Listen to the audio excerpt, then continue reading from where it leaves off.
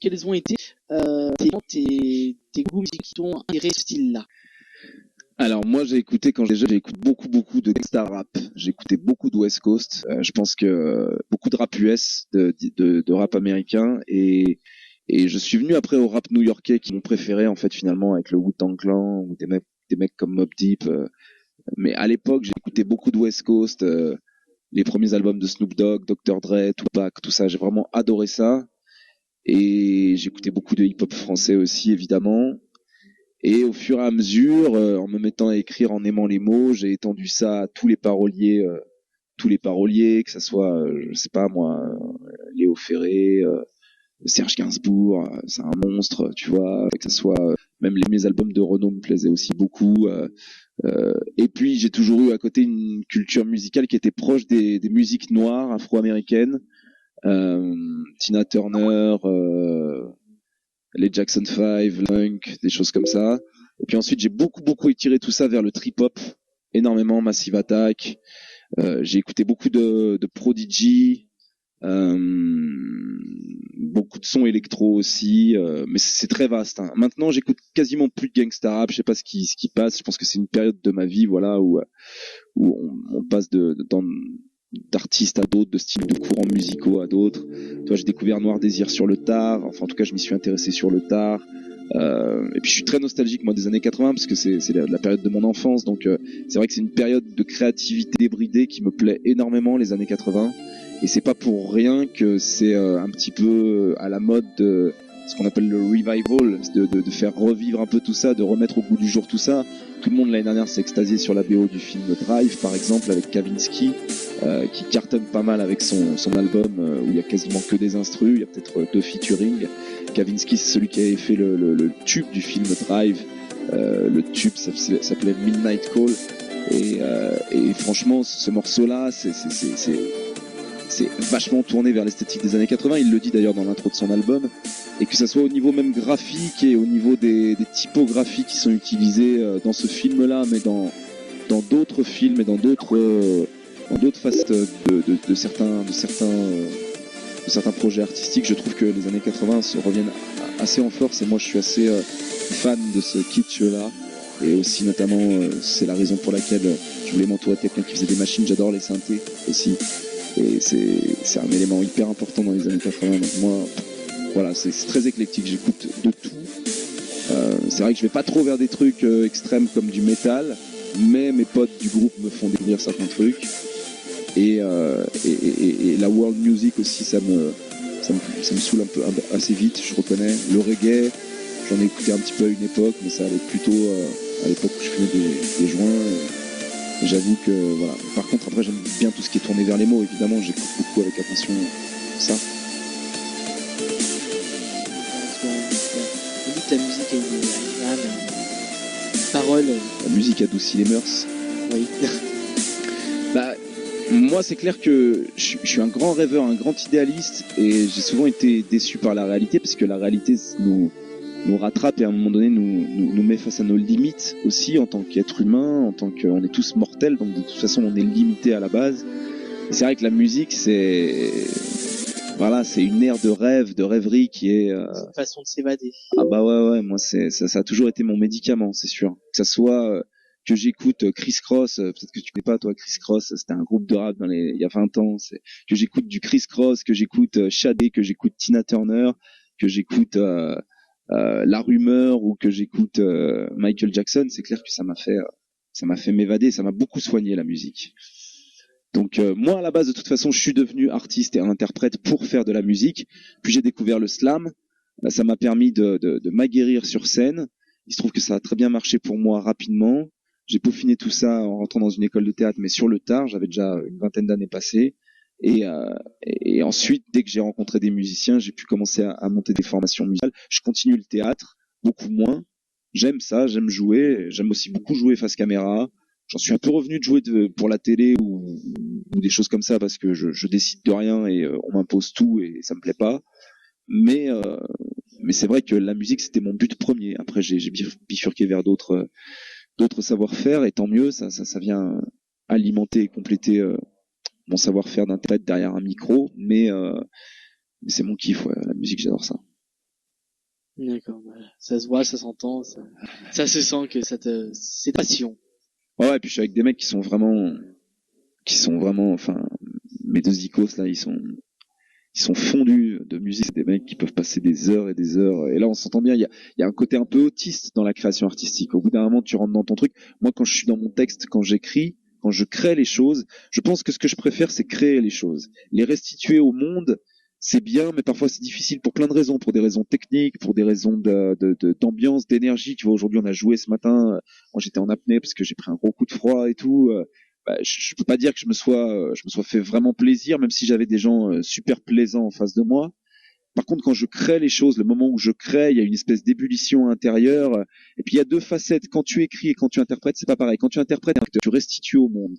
Si je joue sous l'autorité d'un metteur en scène qui me fait jouer un texte que je n'ai pas écrit, il y a un filtre. Il y a des choses que moi je vois que je peux pas toujours imposer. Donc là, je suis vraiment un vecteur. Je suis vraiment un passeur d'émotions et le fait d'essayer de bien jouer, c'est ça. C'est essayer de faire passer des choses à des gens. Quand je joue ce que j'ai créé, je décide d'être mon propre émetteur et je décide de transmettre ce que j'ai envie de transmettre, ce qui me troue les viscères et là c'est vraiment intéressant. Mais la phase où j'écris juste physiquement, je suis pas engagé. J'écris soit la nuit, soit la journée, enfin peu importe. Quand j'écris, je suis barré dans mes histoires, je suis barré dans mes jeux de mots, j'ai le cerveau qui tourne à 300 km/h. Et dans ces moments-là, ça me fait à peu près le même effet qu'une drogue. Et je pense que mes deux musiciens, mes deux potes avec qui je fais cette aventure artistique, sans compter la lumière et le son, je pense que eux, ils sont un peu comme moi. C'est vrai qu'il y a des périodes où on ne sort pas de notre chambre d'hôtel ou enfin la semaine dernière, moi j'ai passé toutes mes soirées jusqu'à minuit et demi, malgré les 2 concerts par jour, à faire du montage parce que on voulait faire un teaser pour le Caravage qui va être bientôt disponible d'ailleurs sur notre site et sur notre page Facebook. Et c'était pareil, quoi. C'était voilà, tu travailles à ton bébé, quoi, ton projet, ta façon de dire, quoi. Je m'évade beaucoup dans ces moments-là. D'accord. Tout à l'heure, je te demandais avant de passer à la musique, est-ce que tu pourrais maintenant nous expliquer sur la musique rétro? Donc, tu nous dis des noms de personnalités, Ouais. énormément d'ailleurs. Pourquoi d'ailleurs? Est-ce que tu pourrais nous expliquer comment ça t'est venu cette musique? Alors là, déjà, il faut savoir que si je suis tout seul là devant toi, c'est parce que les gars là, ils sont au brise-glace, en train de travailler à une nouvelle version de l'intro. On a envie de.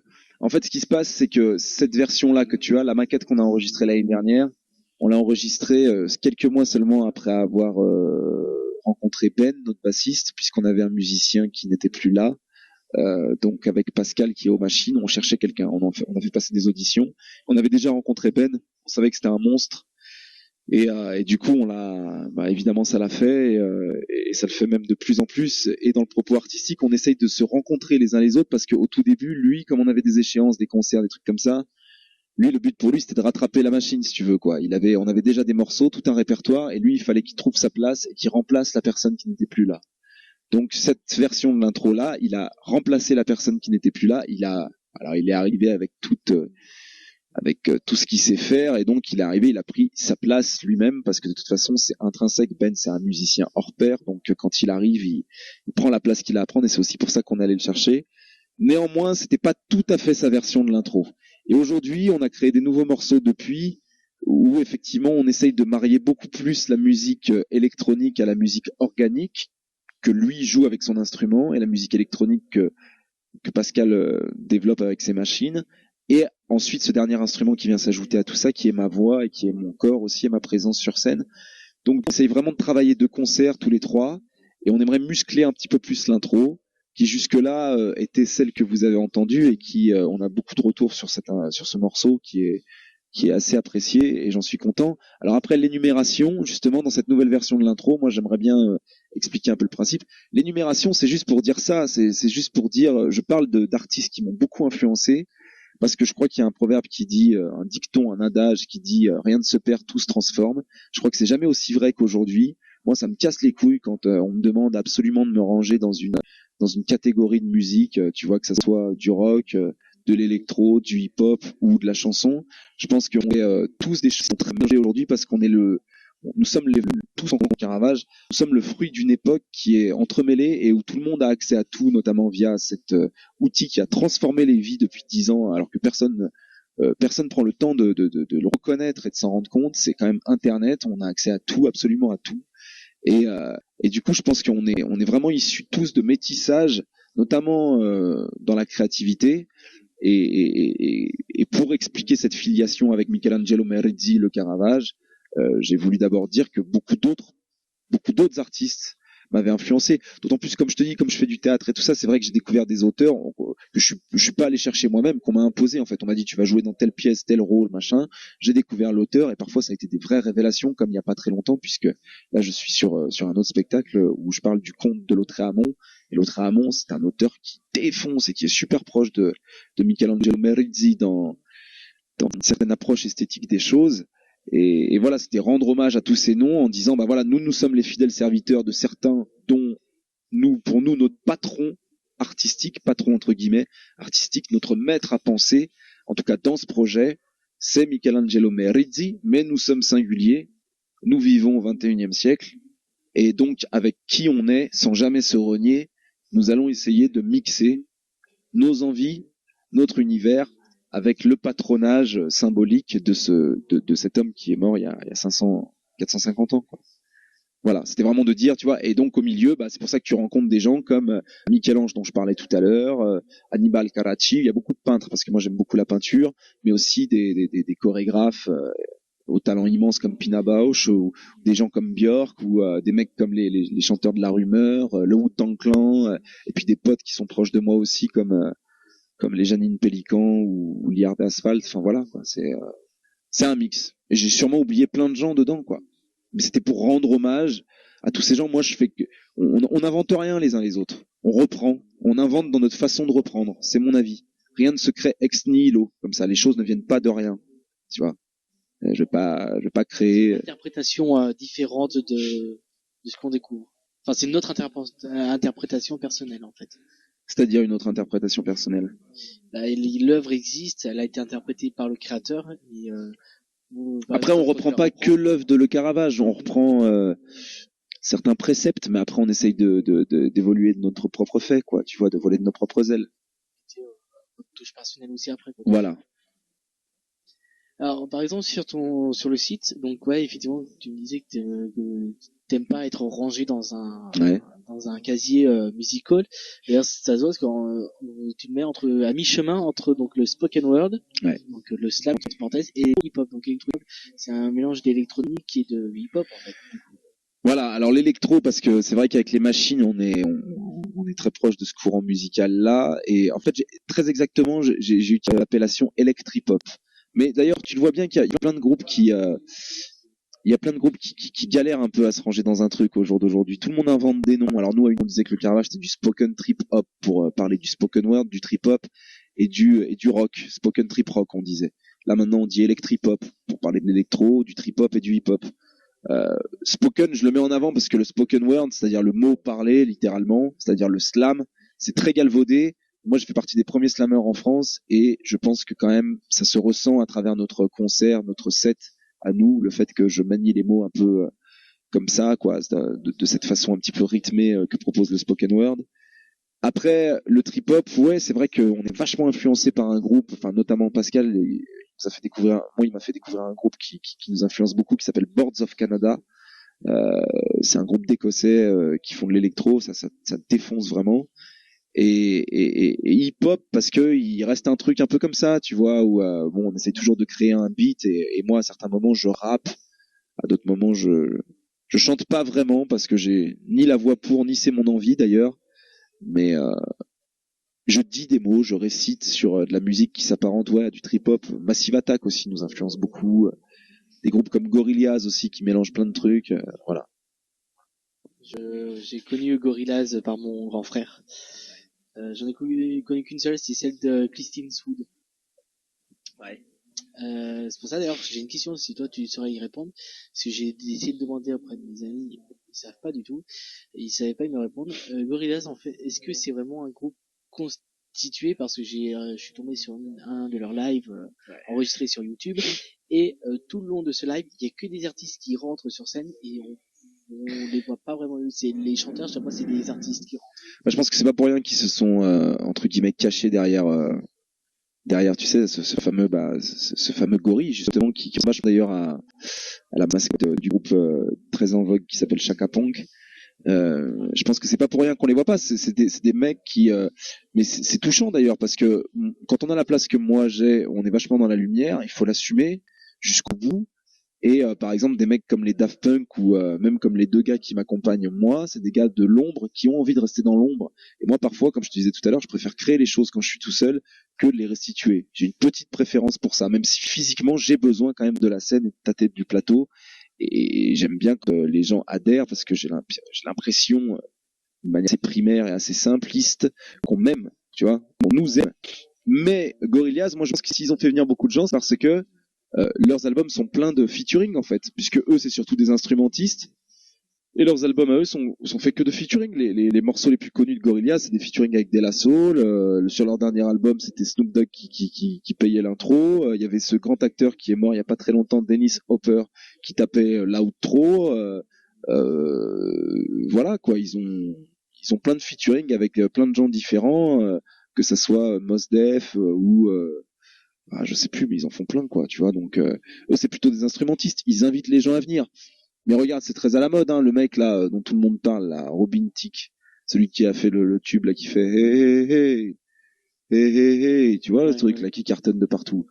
Et ben lui, par exemple, tous ses tubes, c'est des featuring. Donc là, son nouveau tube, c'est un featuring avec un rappeur qui s'appelle 2 Chainz. Et le morceau dont je parle et qui a cartonné, c'était un featuring avec T.I. et avec Pharrell Williams. Et Pharrell Williams, lui, il a fait un featuring avec les Daft Punk, qui ont fait aussi beaucoup de featuring sur leur dernier album, puisque leurs deux tubes sont avec Pharrell Williams. De toute façon, en général, je te dire, depuis les années 2000... Get le kit.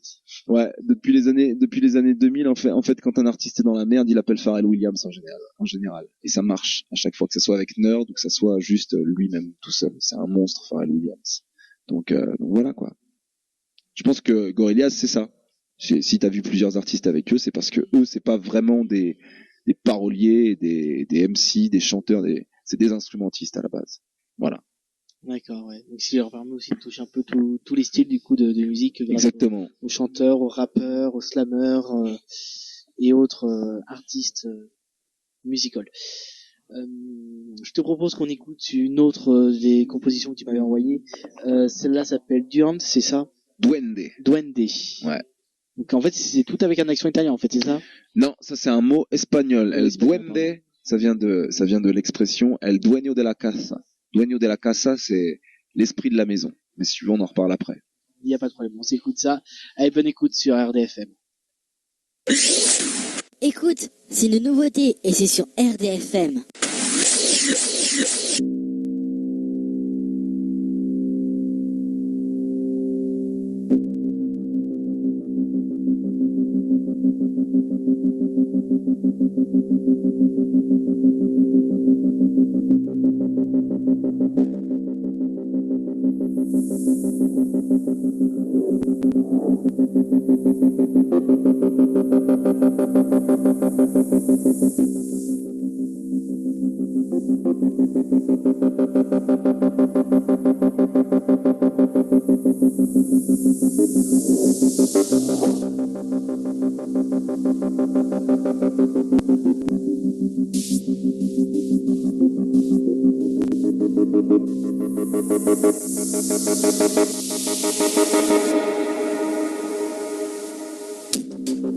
Tu descends de scène. Les pieds sur terre, tu vides quelques verres par dépit. Pour pas trop partir en larcène. Tu voulais qu'on t'épie? Cette double lame t'épile comme une balle qui traverse un képi. Troue ton âme pour dégonfler ton centre. Tu croyais qu'en raclant l'entraille ça t'arracherait moins le ventre, hein? Mais tu planes, le manque est là tout le temps, excepté quand tu chantes. T'es qu'une toupie qui clame son amour de l'épilepsie. Tu crames, tu sais pas débrancher des piles. Ta plume est comme une femme à l'allure masculine qui charme les dyslexiques, ceux qui perdent leur latin, qui oublient leurs répliques. Une musique pour les chiens allergiques aux colliers que les fabricants niche veulent pas sponsoriser. Dans ton univers brun, on peut voir au lointain une toile tendue par le temps qui flotte tel l'étendard annonçant la fin du printemps. place au noir, à la chaleur d'une lune d'Andalousie, une poussière de terroir qui déterre toutes les jalousies. Parce que le jour est un mari mou, la nuit dans la mort, on regrette les cadavres debout. Et les ampoules s'allument, et les écrans s'allument, et les transistors pelent, toutes les ondes s'alignent quand les bobines s'abîment. Quand tous les murs prennent feu, quand les églises s'inversent, c'est ici et maintenant seulement que tu pousses ta détresse à la renverse. Et les ampoules s'allument, et les écrans s'allument, et les transistors pelent, et toutes les ondes s'alignent quand les bobines s'abîment. Quand tous les murs prennent feu, quand les églises s'inversent, c'est maintenant seulement que tu pousses ta détresse à la renverse.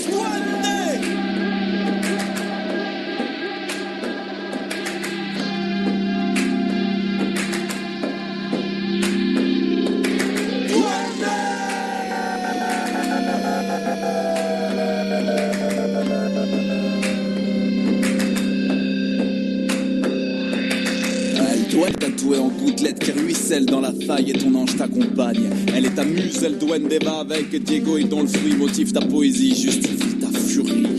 Les défunts soufflent fort et les dessins s'effacent. Les esprits qui les portent referont un jour surface. Quand les êtres à naître murmurent qu'on fasse place nette, qu'on abrège une monture.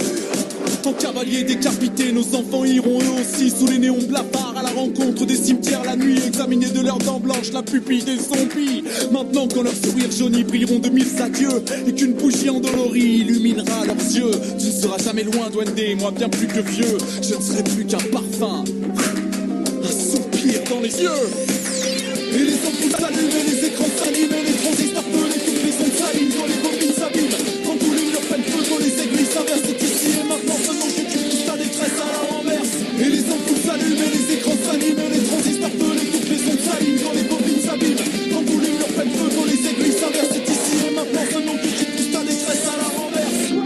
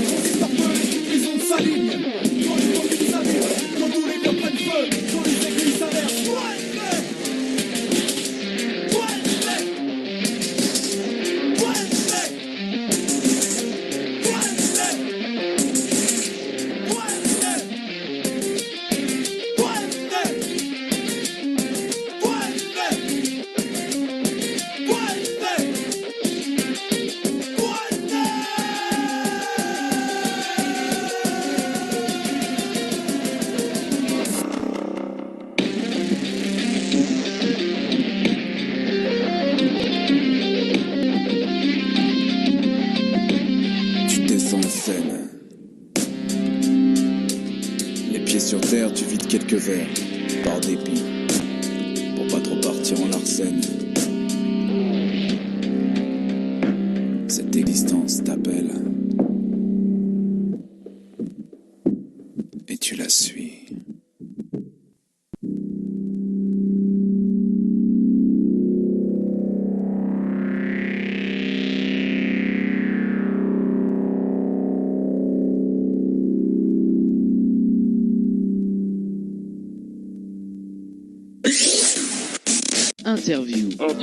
Interview. Le groupe Le Caravage sera présent pour une interview exclusive le mercredi 20 novembre à partir de 14h. C'est une exclusivité et c'est sur RDFM. RDFM, la radio plus proche de vous.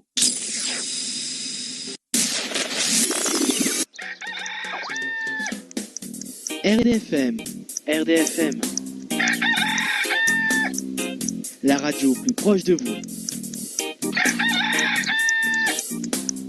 www.rdfm-radio.fr.nf. Bonne journée à l'écoute de RDFM.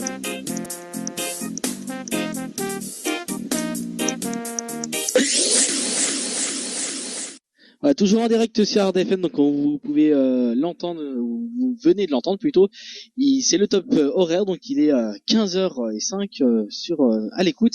J'espère que en tout cas vous êtes bien là, que vous appréciez cette interview. En tout cas, moi je l'apprécie énormément.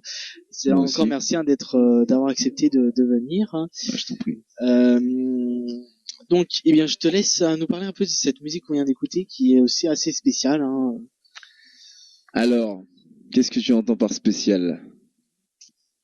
La rythmique et puis les paroles aussi. Ouais. Déjà, on sent que déjà on l'entend. Tu donnes la voix tu donnes assez de voix énormément sur le refrain. Le refrain, ouais. Ouais. Sur le refrain, on sent que tu. Alors en fait, ouais, c'était un refrain qui était pas évident à gérer en live par rapport à la construction du morceau. En fait, le duende, c'est une notion que j'ai découvert en Andalousie il y a 2 ans, l'été. Le jour de mon anniversaire, j'ai eu la chance de pouvoir assister à un spectacle de flamenco.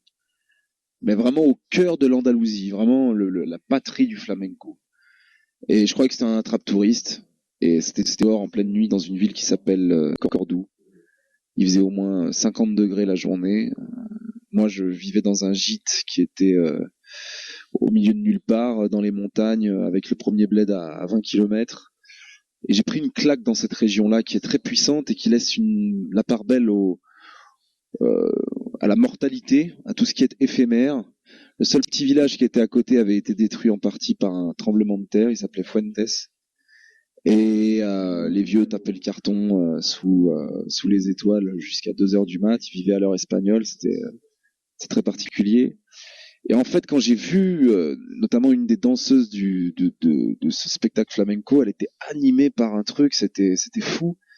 Et j'ai appris par la suite que quand un danseur, par exemple, de flamenco ou un chanteur de flamenco était vraiment en état de grâce, quoi, était vraiment à fond dans son trip, on appelait ça le duende. Et je me suis tourné vers un poète andalou qui s'appelle García Lorca, Federico García Lorca, qui a écrit un tout petit bouquin d'une 50aine de pages, traduit en français et en espagnol, et qui retranscrit deux conférences qu'il a tenues en 1931 et en 1933 à Montevideo en Uruguay et à Buenos Aires en Argentine, des conférences autour du thème du duende.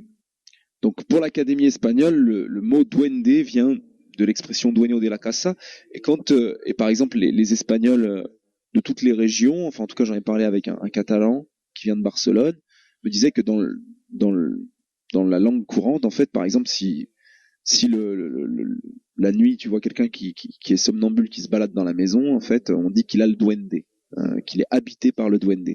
Le duende, à la base, c'est un petit être un peu surnaturel, une sorte d'elfe qui tape sur les murs, qui cache les clés de bagnole, tout ça. Si par exemple tu retrouves pas tes clés de bagnole, tu dis bah tiens, c'est le duende qui l'a pris et tout ça. C'est un peu dans le même principe que quand tout le monde se tait, tiens, un ange passe, ou un peu le même principe que voilà, c'est un petit esprit espiègle qui nous entoure. Mais en fait, c'est beaucoup plus profond que ça, quoi. C'est les énergies invisibles. Et moi, j'y crois beaucoup à tout ça. Et l'Andalousie, c'est vraiment ça. Et quand un artiste est habité par ce qu'il fait, notamment dans le flamenco, García Lorca nous explique, lui, il était andalou, il venait de Grenade, que vraiment dans sa région, dans la patrie du flamenco, on disait dans ces moments-là que la personne avait le duende. Et dans ces deux conférences-là qui sont retranscrites dans ce bouquin qui s'appelle Juego y Teoría del Duende, Jeu et théorie du duende, il explique que le duende, c'est ce que tout le monde ressent et que personne n'explique. Donc, il y a quelques années, maintenant 2 ans, au tout début du projet, on a écrit ce morceau qui s'appelle Duende, et moi dedans, j'essaye d'en faire une interprétation un peu personnelle vis-à-vis de ma pratique scénique. Parce que c'est vrai que quand j'ai vu cette danseuse de flamenco, c'était le jour de mes 32 ans, et à l'époque, j'étais vachement dans une construction laborieuse, notamment de l'aventure Caravage. C'était ma 3e formation musicale.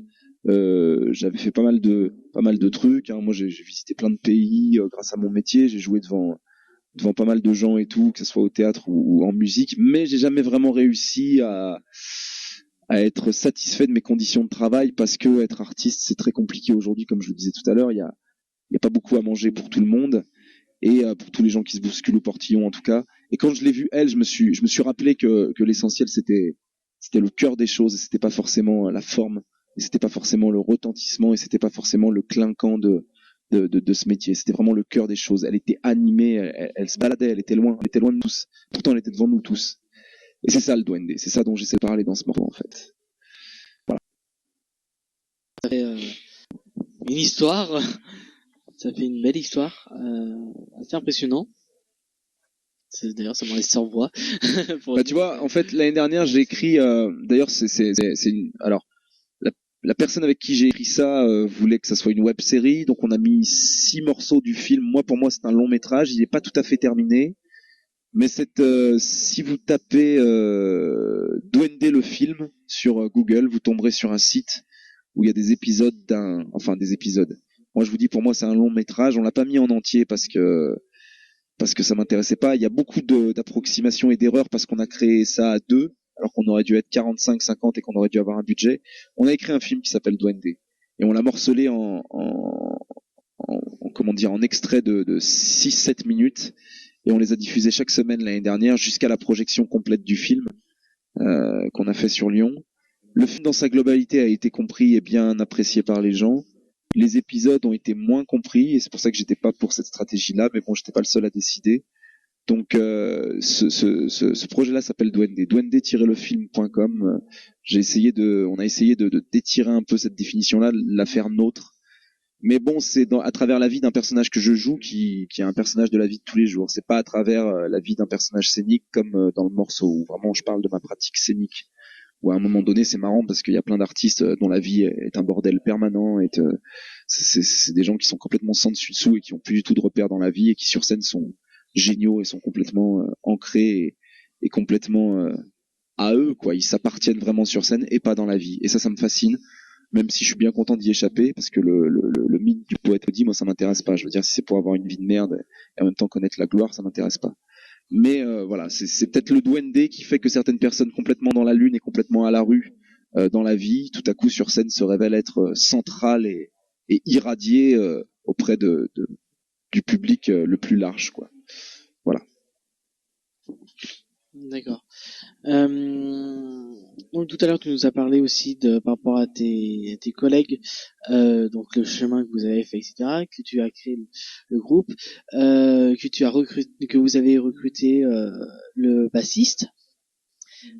Donc ça fait. Est-ce que vous connaissiez déjà avant que tu crées le Caravage? Vous connaissiez déjà avant depuis longtemps des amis d'enfance? Tous les trois. Oui. Non, on n'est pas des amis d'enfance, mais on n'est pas des amis d'enfance, mais Pascal aux machines, il était, lui, il a beaucoup fait de musique, il a beaucoup créé de musique pour du théâtre ou de la danse. Et sa première expérience scénique, ça a été avec nous. Donc son premier concert, en fait, remonte à il y a pas si longtemps, puisque le groupe est pas si vieux que ça. Et à la base, c'était même pas lui qui était aux machines, c'était encore quelqu'un d'autre. Les 2 musiciens qui m'entouraient au tout début de Le Caravage ne sont plus dans le groupe. Lui, il est arrivé assez vite parce qu'il se trouve que pour plein de raisons, on n'arrivait pas à travailler avec le gars qui était aux machines, qui pourtant est un artiste super et avec qui je m'entends très bien et qui correspond parfaitement à l'esthétique caravagesque qu'on essaye de mettre sur pied. Et donc je le connaissais, Pascal, parce qu'il accompagnait un slammer qui tournait vraiment bien et avec qui j'étais très très très très proche et avec qui j'avais des projets en commun, qui s'appelait Kumekiam. Et puis aussi parce que, je te dis, il travaillait avec des compagnies de danse et de théâtre que je connaissais. Et Ben, lui, était bassiste, donc notamment chez JMPZ. Et il se trouve qu'on l'a croisé dans une salle qui s'appelle La Tannerie à Bourg-en-Bresse pendant nos 12 leçons, alors que lui, il donnait des ateliers de percu en prison. Et on s'est rendu compte déjà qu'on travaillait tous les deux en prison. Moi, ça fait 5 ans que j'y travaille. De temps en temps, je vais faire des ateliers d'écriture. Lui, il donne des ateliers de percu. Et puis aussi, on s'est rendu compte qu'on avait plein de gens en commun, parce que lui, il est de Mâcon, donc c'est pas très loin de Lyon, et puis qu'il a tourné dans des groupes où, tu sais, au bout d'un moment, tu fais vite le tour, en fait. Le monde est petit, donc les uns et les autres, on se connaît tous. Donc voilà, c'est comme ça qu'on s'est connus les uns les autres. Ah, d'accord. Donc j'ai, je crois, 5 musiques que tu m'avais envoyées. Il y en a 2 qu'on a passées. On va en passer une troisième d'ici pas longtemps. Petite question. Donc les 5 premières musiques. Donc vous allez refaire l'intro. C'est ce que tu m'as dit tout à l'heure. Ouais, vous allez on est en refaire train de la recréer au niveau musical. Ouais. Moi, je vais y rajouter une partie écrite avant. Ensuite, je vais garder ce principe-là du name dropping, comme on dit en anglais, où tu parles des mots, des noms de gens à qui tu rends hommage, quoi. Ça, je vais garder ce principe-là. D'accord. Et est-ce qu'il y a déjà, à part celle-là, est-ce qu'il y a une autre musique en cours de composition, par exemple, ou est-ce qu'il va y en avoir d'autres? Oh là là, mais il y en a plein. Nous, on se sert de la tournée d'Ose Leçon pour pouvoir, entre les concerts pédagogiques, travailler notre musique sur scène, sur le plateau, comme on dit, parce que c'est une chance de pouvoir travailler sur certains plateaux et pas seulement en studio de répé. Donc ouais, c'est constamment on crée des choses en fait. Il faut se renouveler constamment.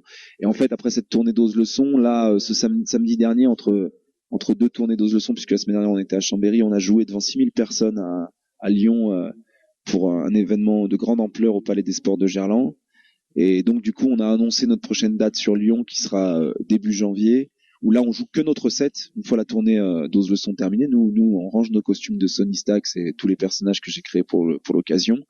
Et on joue que notre musique à nous, et notre set, on passe notre temps à l'étoffer, à le déplacer, à le transformer. On fait des retouches continuelles, sinon on meurt, quoi. Enfin, tu vois, je veux dire, sinon c'est la fin de notre propre artiste. Donc voilà, là, d'ailleurs, dans le set d'Ose Leçon, il y a un nouveau morceau qu'on joue, qu'on est en train d'essayer sur scène. Et puis là, on doit être sur 3-4 chantiers supplémentaires là en ce moment, qu'on espère pouvoir jouer dans un mois et demi pour notre concert dont je te parle sur Lyon.